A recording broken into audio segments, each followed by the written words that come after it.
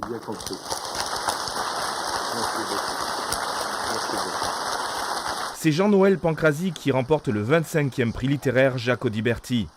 Un prix qui récompense un auteur pour l'ensemble de son œuvre ayant trait avec la mer Méditerranée. Je voudrais vous remercier infiniment de ce prix qui tombe, je dirais, qui arrive au bon moment de ma vie. Auteur de 16 romans et lauréat de nombreux prix, pour Jean-Noël Pancrazy, ce prix a une importance particulière.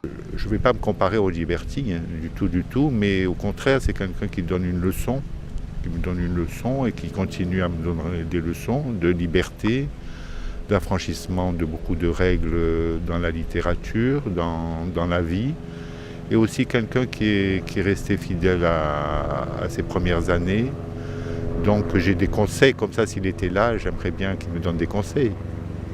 Même s'il a beaucoup voyagé de par le monde, il reste un enfant du Sud attaché à sa Méditerranée.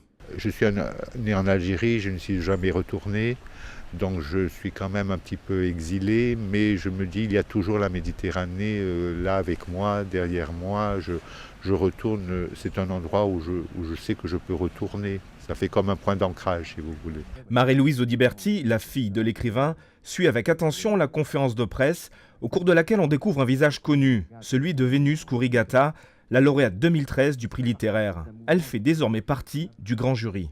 Ce que j'aime chez Jean-Noël Pancrazy, sa littérature me touche énormément. Il y a beaucoup d'empathie chez lui pour les gens qui n'ont pas leur place au soleil.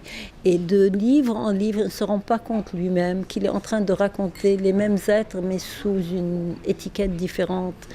Et il raconte des choses très violentes, des êtres désespérés, mais avec une calme violence, comme l'a dit Didier Vancavela.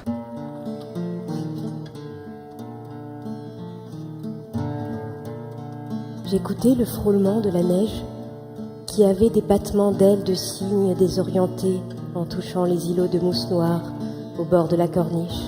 Quelques magnifiques textes de l'auteur, lus et mis en scène, clôturent cette cérémonie. Une façon de célébrer l'œuvre de Jean-Noël Pancrazy. Comme pour faire croire qu'il y avait eu une foule autour de lui ce matin-là.